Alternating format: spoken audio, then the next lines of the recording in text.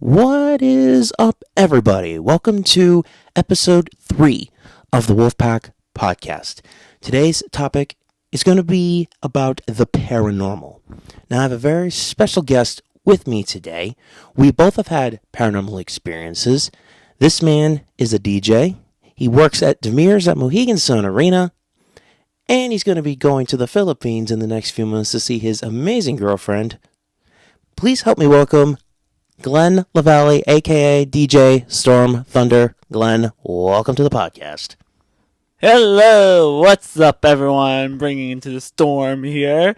This is very interesting. Thank you for having me, Mr. Nick Ressler, or a.k.a. I should call you the Alpha Wolf for the Wolfpack leader.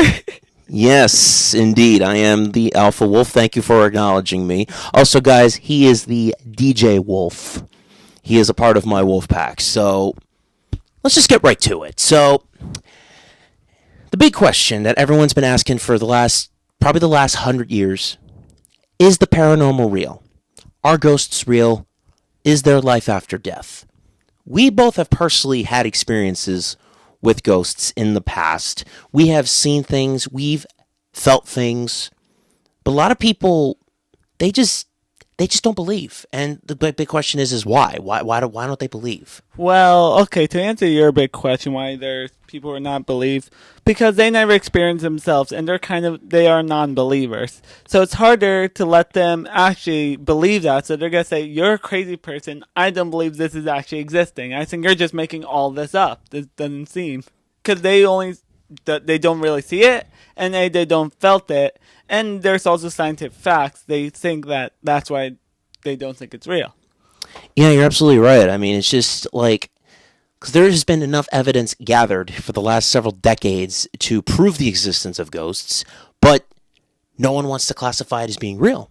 No one wants to say, "Oh yeah, ghosts are real," or say, "Oh yeah, this is real," or "That's real." Nobody wants to do that, and it's really aggravating. There's been enough evidence to show, hey, there is something out there. Maybe there are wandering spirits out there, but the other big question is, what is it going to take? What is that one piece of evidence that's going to prove to the public that this is real? What's that one piece of evidence? Well, the only one piece of evidence, I guess, it would make the whole public believe is that they have to experience it from them actually going to these haunted locations. So they're going to say, "Oh, I actually believe that there's something in there." Because now these days when people are looking at television and stuff, it's all fake behind the scenes. So that's why they're thinking, "Oh, some people are making this up with these effects," and I really don't believe them. They're not like really people to really persuade them saying, "Dude, this is actually the real deal here. I'm not going crazy. Please believe me. This is what I'm saying." Like, yes, you can make some stuff up, but not like everything you can. That's where you have to really question with the scientific fact. Is this really real or is it not? Right. Now, not going to name any names or anything, but there have been some ghost shows on television that have faked their evidence. Like I said, not naming names because I don't want to get in trouble. But there has been a few other ghost hunting shows that have really proven the existence of ghosts, since one of them is Ghost Adventures. Mm-hmm. They've been doing this since 2004, 2005, and I've been watching them ever since their first season, and I think they're legit. I honestly think they're legit. Some people out there may not think that they're legit, which that's okay. That's their opinion. But don't downplay something just because, like you said earlier, you've never seen it before, you've never experienced it, so you can't downplay it. Mm-hmm. So I've watched Ghost Adventures since season 1 in 2008. I've watched all their episodes. I still watch it to this day. And Zach, Aaron, Billy, and Jay, and former investigator with them, Nick Groff, they've gathered enough evidence to prove that this shit's real. Like, there's no faking this. I mean, unfortunately, there is a few group of people out there, like I said, not naming names, but then there's also a few people like you and me who go into like a haunted place and they record something. They could easily fake it. That's the problem, is with the new technology these days, with the new smartphones, the new iPhones that are coming out, new computers, new cameras, and the new software that's on computers, people can easily fake it. And that's why it's hard to believe, some people's actual evidence, quote unquote evidence that they've captured. And that makes it hard for everyone to believe. It it's not easy. Mm-hmm. And you and me both, we've Yeah. been there. We've experienced the paranormal in the past. We were actually, guys, we went to an old Roman Catholic school about 2 years ago. It's if anybody that lives in Connecticut, you probably may know this, St. Thomas Aquinas Roman Catholic High School in New Britain, located on Kelsey Road. Unfortunately, it has been demolished, but we actually had an experience. Me, Glenn, and my sister Jade, we all were walking literally in pitch darkness with our respirators on because of the mold that was inside of it.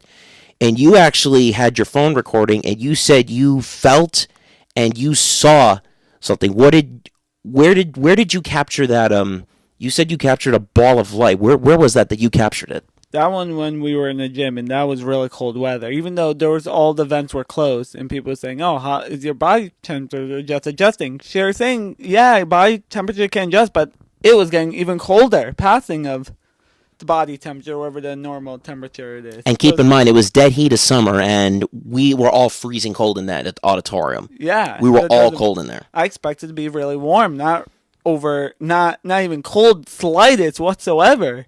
So that's kind of really random to me, saying an abandoned place, which is very sealed, should have been all hot, not cold, right? You're exactly right. We walked in the auditorium, then we walked, through the locker room, we walked down the halls, and the place looked like absolute shit. Like the ceilings were collapsing, there was fixtures falling down, there was, water on the floor, and it was black because it was moldy. And that's the problem when you go into these places, especially a place like that hasn't been touched in God only knows how many years, because it's filled with mold, it's filled with asbestos, and if you breathe that in for a period of time, you could end up getting very badly sick, and that's not something you need to do. So if you're going to go investigate a haunted location and it's filled with black mold and asbestos, wear a respirator. Wear a KN95 mask. Don't wear a doctor's mask. Don't wear a regular face mask, because that ain't going to do nothing. That will not protect your breathing. It will not protect your breathing at all.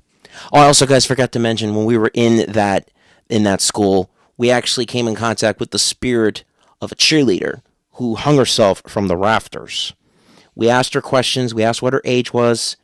And then I asked her, did you die via you know what?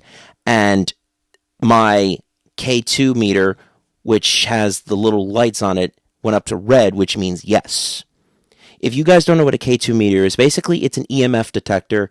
EMF stands for electromagnetic fields, and that's what ghosts are said to give off. Like, say you could put like the EMF detector near like an outlet or a light switch, and it'll go off because that's electricity. But if you're in a place like an old school, and all of a sudden you're getting spikes on that meter, what could it be? There's no electricity anymore. The power was cut off when the place was closed. What could it be? That's the thing. That's also, sorry for interrupting, but that also to bring up to your question, how can we get people to believe? There we go. With the equipment they use now these days, why would they make them for no reason, right? There got to be that reason. There you go. There's your reason why they use. You're absolutely right. I mean, there is enough pieces of equipment out there that can be used to, capture evidence of ghosts, and can be used to, see what's out there. Like, okay, you see these stupid ghost apps on our smartphones. Those aren't real. Those aren't legit. I mean, yeah, our cell phones do give off radio waves. Some of them could be legit. I don't know. But these ones that you see that you could buy for like 99 cents, $1. No. Do not buy those. Go on Amazon. Get the pieces of equipment that you're going to be paying between $40 to $150. It's worth the money. Even if you have to pay a little bit more, you pay a little bit more. It's worth it. It's worth getting, because then you can prove to yourself, hey, this is real. Like, this is not... there is something out there that's beyond our recognition.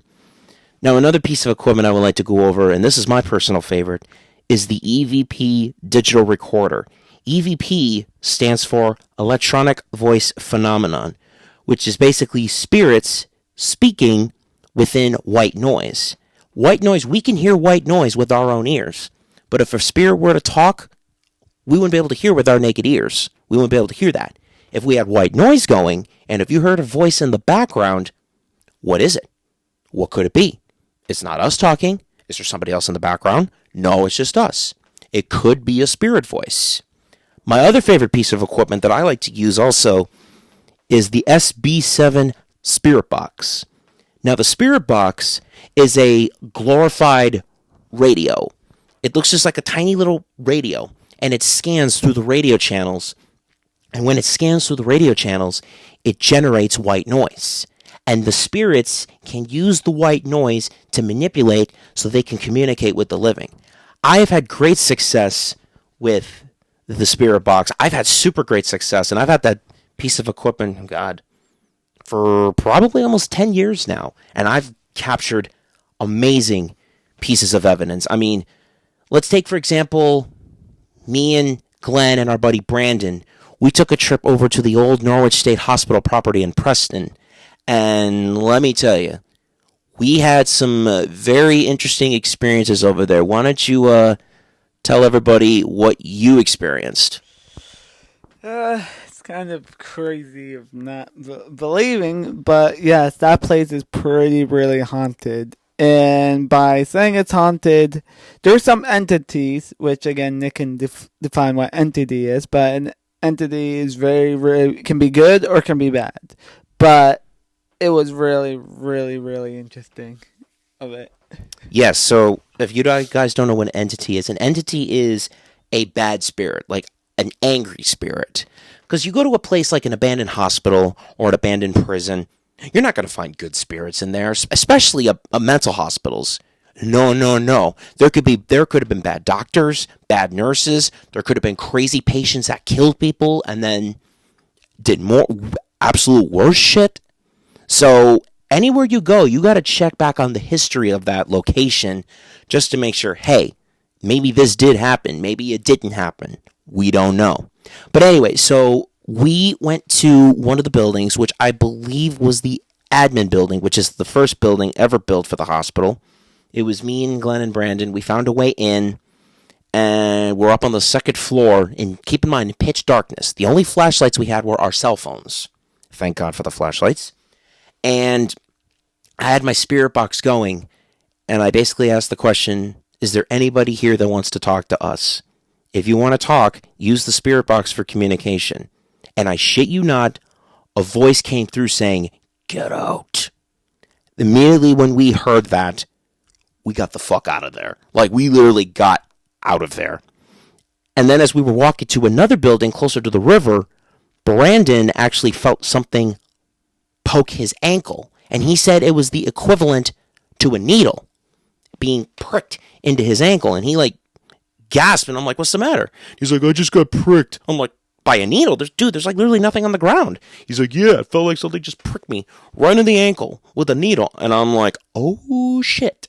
They're not happy we're here. You got to keep that in mind, guys. When you're going to a haunted location and you're not challenging the spirits, but you're interacting with them, you got to tell the spirits to stay back. Because if you leave and you don't tell them to stay back, they're going to follow you. That has been a proven fact. They will follow you home. They could follow you to your home in Connecticut. They could follow you across the country. And another thing I would like to acknowledge about the paranormal, and this is something I highly advise that you never ever do if you are a believer. Never, ever, ever mess with the Ouija board. This man over here has had a couple of experiences with the Ouija board. Tell him about your experience with the Ouija board 5 years ago. Well, when doing that, I did came in contact with a good spirit, at least, thank goodness for the most. But the person that he mentioned before, Brandon, he didn't believe me. And after that, he broke some of the rules of the Ouija board, as one, do not bury it, and two, do not put on fire. And then which he got haunted, and now he's starting to believe it because he witnessed that experience. And he thought to himself he was going crazy, but now he experienced it, saying, oh, they're actually the real deal here. Now, didn't you mention at that house there was the house you were living in Chester? Wasn't there something to do with satanic worship? Didn't you see like a pentagram or something on the floor? Yeah, it wasn't really right. back also where I was living around in Chester, my old house was having around the cemetery, and I have seen and witnessed a Grim Reaper shadow, which I actually thought my time of death is going to come upon near me already very soon. But actually, it was alerting me that one part around my family members is going to die soon. So that's where I witnessed, oh, something happened. And that was very dramatic for me, and it's hard to believe, but that's what a Grim Reaper will do. There will be a shadow of them, even though you think someone else is dressing up. If you look in your windows, you can tell if there's a human being. But if there's no human being, it's just a shadow. How is that possible? What's that then? What is causing to make that form of shape? Right? Absolutely, you're absolutely right. Yeah, I mean, what's causing the shape? Now, the other thing that I want to talk about is if you do the Ouija board, and if you don't stop the board just right, you can get affected by it. And it has affected a lot of people that I know. And I think, in your beliefs, because you've known Brandon longer than I have, you think the board affected Brandon, and not in a good way. Yeah, and if you think about it, we did one time also, we experienced doing the Ouija board, and we almost got the one bad demon out of that board that no one starts. And that name starts with a Z, and it ends with an O. It's Zorro. And he was the most bad demon ever. If you looked it up on the internet, there's tons of information about this thing. And plus, who would see?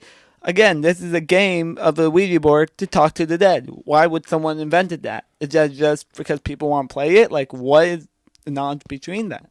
Again, why is that crazy? It's a funny fact. The Ouija board was actually invented back in the late 1800s and the early 1900s because that was the first method used to communicate with the living, or not with the living, with the dead. But over the years, the board has gotten worse, and now it's not just channeling spirits, it's also channeling demons. And that's never a good thing. Never, never a good thing. I did get a tip from somebody who's a paranormal investigator. He told me that if you do plan on playing with the Ouija board, play with it outside. Because if you play with it in the house, and you're using the board, if you release any demons from the board, they'll get trapped in your house. And then your house is going to be haunted. If you play with it outside, because you're out in the open, if a demon does rise from the board, or something comes out of it, it's in the air, and it's just going to go straight up. So they're not going to be trapped. They'll be out in the open. So that's a good tip. If you do plan on playing with the Ouija board, play with it outside. And never play with it in a cemetery. Yes, you are probably guaranteed to get something outside. But because you're in a cemetery, there's hundreds of gravestones. You don't want to do that because you don't know what you could summon. It's pretty bad. Luckily, I've never played with a Ouija board in the cemetery, and I don't plan on it, and neither do you. Mm-hmm. So, what else is there to discuss? I mean, let me think. We've already discussed the Ouija board. We've discussed equipment. You want me to explain to you this? What does it mean of definition someone's called I'm a sensitive? What does that really mean behind of that? Being a sensitive is something that probably you're born with. I know of a couple of my family members who are actual psychic mediums. My cousin Tracy is a psychic medium, and she's felt this energy since she was a baby. And it has been a proven fact that she does see things, she hears things, she'll write things down. It's been a proven fact. And she's seen some of my relatives, she's seen her own son, and that's basically what it is. You have to be born with it. If you get old, if you are born and then all of a sudden you get older and all of a sudden you say, oh, hey, I'm sensitive, I can see things. No, dude, you got to experience it when you're a child. If you experience it when you're a kid, then yes, you can say that you are sensitive, you see things, you feel things, you hear things. Yes, that's great.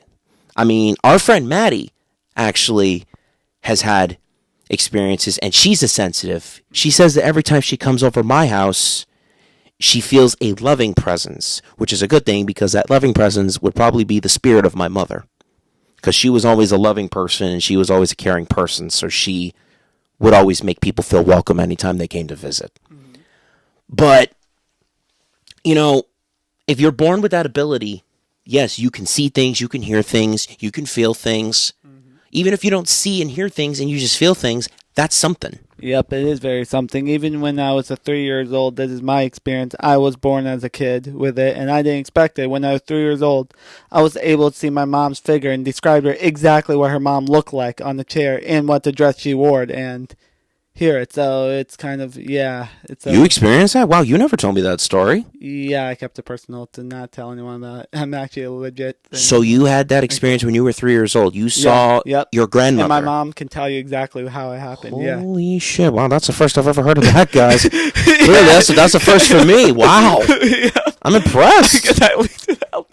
Well, I'm glad you put that out there. I mean, that's crazy. Personal. Yeah, it's very crazy. Tell you what, if any of you out there have had experiences with the paranormal and that you want to share, please feel free to comment on it when I post it to my Facebook page, when I post it to my Spotify page, to my Apple page. Tell me what you've experienced. I would love to hear your experiences. But yeah, going with Nick, yeah, definition of a sensitive, that's correct what he's saying. You can hear things, you can feel things, you can see things. All that. It's not like, oh yeah, I can see dead people. No, you can hear them. You can actually physically feel them around your presence. Like, okay, Nick, let me question you this. What does it mean if it's with us having energies? Like, what does that evolve, including with spirits? Why did Ghost Avengers had to include, oh yeah, these spirits have energies? Like, what does that mean? Like, going back to what I said earlier about the electromagnetic energy, spirits give off energy like we give off our energies as living people. Like I met Glenn and I got the energy of him being a fun person and being somewhat quiet. Mm-hmm. Me, I give off the energy of, loving, kind, bit of a dark humor. I have to throw that in there because I love dark humor, by the way. That's the vibe I give off. That's the energy I give off. If you go to, say, like a haunted hospital, and say if you feel, say, like a sad energy, that means that there were spirits or people that used to live that were really sad. Or you could go into a place like a prison and you feel a negative energy, which basically means like they're angry, they're frustrated, they're violent.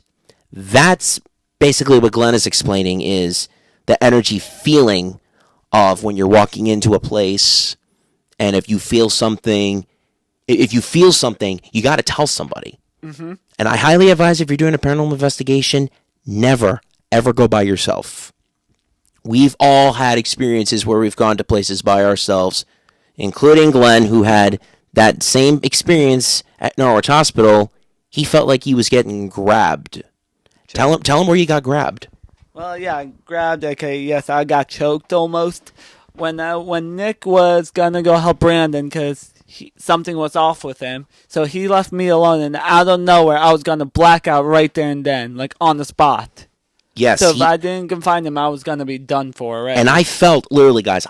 He got close to me, and I could feel like around him. I could feel this weird sensation around his neck, and his arm was freezing cold, like literally freezing cold. And you figure, this is the dead heat of summer. Granted, yeah, we were in a hospital that the windows are all broken. But like I said, it was 80 degrees that day. There's no explanation of it could be freezing in there. That's the thing that you got to understand. If you're in a place and it's dead heat of summer, it could be 80, 85, 90 degrees. And all of a sudden, your body just feels cold. If you feel the sudden cold sensation, you're in the presence of a spirit. You are in the presence. Another thing is the hairs on your arm and your neck. If every single bit of hair on your arm just stands up for no reason, there you go. That's another sign. And then the other thing is goosebumps. That's the number one. The number one feeling in a person's body is the goosebumps. Mm-hmm. Believe me, I've felt all of this. And it's pretty scary. Now, you mentioned earlier, you said about you seeing your grandmother at 3 years old. Was that the first paranormal experience you've ever had, or what was your first, actually? Yeah, that was actually my first from I was seeing my mom's parent when she was like that. And she thought I was making jokes until she realized, no, I actually believe you. I know what you're seeing, and you're not crazy. This is happening. Yes, Nick. Yes, with going answers with people who have schizophrenic, PTSD, all those medical conditions. Doctors will think they're sick. They need to go to the hospital. I mean, you're right about that, but then you figure PTSD, that could be triggered by a lot of things. I mean, soldiers, for example, when they get back from the war, they experience PTSD. Like, say if they're like at a fireworks show and they hear the explosions of the fireworks, they're going to automatically panic because they'll think that they're in a war zone. Mm-hmm. See, and this is off topic, but real quick, PTSD needs to be taken a lot more seriously. and no one takes it seriously at all. They think that if you have PTSD, oh, you're just sick. You need to be locked away. No, no, no, no, no, no, no, no, no, no, no, no. PTSD needs to be embraced a lot more. Whether you're a victim of, the war, that you're a soldier, whether you've been physically or verbally abused as a child. If you have PTSD and you know it, just get help. Go see a therapist. Get some help. It can't hurt to speak up. But anyway, back to what we were saying about the paranormal. So, my first experience with the paranormal, I wouldn't really call this an experience, but I've never told you this story. But it was 2 days before my 15th birthday in 2010. I was going to a Red Sox game with my father, and my mother and sister were at home, doing their thing. Me and my dad were growing up in his grandfather's old 1989 Dodge Caravan. And as we were driving up 395, we're just passing Putnam, and I kept hearing this really weird noise. It sounded like a hissing noise. It was like a psst. And then all of a sudden the car started shaking violently. And I said, Dad, I think we're about to have a flat tire. He's like, no, we're not. 2 seconds later, left front tire completely blows out. And I'm holding on. My dad's trying to steer the car to the right, but the car kept going to the left. But somehow, miraculously, the car just slowly went to the right and into the breakdown lane. I have a feeling that it was my mom's grandfather, my great-grandfather, who had passed away 2 weeks prior, that was with us that day, because how could have the car just all of a sudden miraculously turned to the right for my dad to pull over, even though I kept going to the left? My dad was like maybe 2 feet away from the guardrail on the left-hand side of the highway, and he managed to get the car over to the right, into the breakdown lane, and that was that. So that was probably not quite a paranormal experience, but that was probably more of a feeling experience. Like I probably felt my great-grandfather's presence that day, and it, to this day, like I'll remember that day till the day I die. See, I agree with you. How would a car be able to move to the right if it was going to the left? That's Exactly. There's a fact right there. How could that even happen? All cars, if it goes breaking down, they would go one side. Mm-hmm. How can it go from one side to another side? Exactly, especially when it comes to flat tires. Yeah, that doesn't really make sense. If it goes flat If it was the right tire, then we could have, pulled over to the right, no problem. Yeah. But because you it was the were left going tire, we were going left. And it wasn't a good thing, because if the guardrail had ended, we would have ended up in the median, in the ditch. Yeah, but then you guys ended up to the right and stayed right there. So. Yeah, that was a scary ride that day, but luckily we got the spare tire on, and then we ended up going about our day. So, yeah, that was pretty interesting. My first actual paranormal encounter was... Oh, good Lord, I actually do not know. Because I've been a believer of the paranormal for several years, and I never really got to... I actually really don't remember my first paranormal experience, to be honest with you. I actually don't. Now, the big question that me and Glenn were going to be answering is, what got us into the paranormal? I'll start with you. What got you into the paranormal? Like, what made you believe? Well, it got me into paranormal because I was born with it. I was born with this ability, so it was so rare to me, I didn't know what I was seeing. I thought it was just something random, but no, it's a ghostly figure, and of course, who was my mom's mother? Was that the only paranormal experience you had back then, or did you have something else after that? Other than that, seeing Grim Reaper Shadow, and also was seeing my mom sing, I think I was already believed enough. And then until I see all these shows, and some of them, on this day, some of them, they're saying it's haunted. It can be or it cannot be. It cannot be. If you're like a sensitive who can feel things, and you feel one energy, again, energy, we're talking energy here, something off, like bad, like negatively bad, correct, and that's not good, right, then you know that place is definitely haunted. Something is there, something's not right. Exactly. What got me into the paranormal was television. Because before television, never believed in ghosts, never knew they were a thing. All I remember as a child with ghosts was the white sheet that you see in cartoons. Mm-hmm. People put the white sheet over their heads, cut out the eyes, and then boom, you're a ghost. Yeah. That's what I always thought when I was a kid.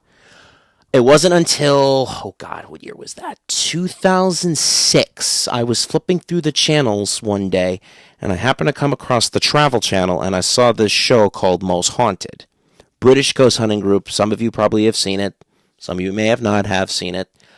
I watched a show where they were at an abandoned World War II fighter plane hangar. And they were in pitch darkness with the green night vision. And I was hearing the noises on the show, and I'm like, ooh, this is kind of cool. This is interesting. I watched that show for a little bit, for about a year. Then that show disappeared, and then the promo for Ghost Adventures came onto the scene, and I'm like, oh, yes, I got a good show to watch now. And then, watching Ghost Adventures, I watched their promo show, I watched their promo episode, and then their season debuted in 08, and I've been hooked onto the paranormal ever since. So, really, Ghost Adventures was probably the show that got me into the paranormal in the first place. And I think we can agree that Zach kind of really egged us on, without actually saying it to us, egged us on to become, believers and wanting to experience and even wanting to investigate. Mm-hmm. Now, there's a lot of locations out there that are said to be haunted across the United States. My number one location that I want to go investigate is located in Louisville, Kentucky. It is Bobby Mackey's Music World. Now, for those of you, Bobby Mackey's is an old nightclub. They used to be a slaughterhouse, and there was some crazy shit that happened in there. It is so haunted that they literally have a sign by their front door saying this premise is set to be haunted. For a business to put that out there, that must mean something that they believe. But yeah, I mean, there's plenty of locations out there that I want to investigate. Will it ever happen? Maybe, maybe not. I don't know. There's plenty of locations here in Connecticut that are haunted. I've been to there. Hell, there's a train tunnel in North Adams, Massachusetts. It's 5 miles long, and that place is haunted. It's haunted by, I would say, 200 miners who built that tunnel back in the late 1800s. That place is haunted. Now let me question you this. With a tunnel being that long in that area, and let's say it's 80 or 90 degrees outside, it's really hot, and then all of a sudden you go inside, it gets cold. How does that work? Well, here's the thing. If you're deep inside a tunnel, if you're like, say it is 90 degrees outside, it's hotter than hell. If you walk about a quarter to a half a mile into the tunnel, you're going to feel the temperature change. And it's not the spirits, it's the tunnel itself. Because the deeper you go inside a tunnel, it gets fucking cold in there. Like freezing cold. And it's not just the spirit energy, that's just the way tunnels are. Is a tunnel will get cold if you go to the center of it. Now, unfortunately, the tunnel is not completely abandoned. The tunnel is still used by freight trains. So if you ever venture to this tunnel, I'm not going to give away the address. If anybody lives in Massachusetts and you know this tunnel, you'll know exactly what I'm talking about. But if you're walking along the tunnel and if you hear a freight train coming, there is enough room on both sides of the tracks that you can get out of the way of the train. Just don't go crazy. Actually, is the tunnel 5 miles or is it 3 miles? I don't remember. I think it's a 3 mile long tunnel, if I'm not mistaken. I'd have to look it up, but I'm not sure. It's called the Hoosac Train Tunnel. It's located at one end in Florida, Massachusetts, and it goes all the way to the other side to North Adams. So if you're ever in those areas, check it out for yourself. I highly recommend it. I was there 2 years ago, and it was pretty interesting. Pretty cold in there, too.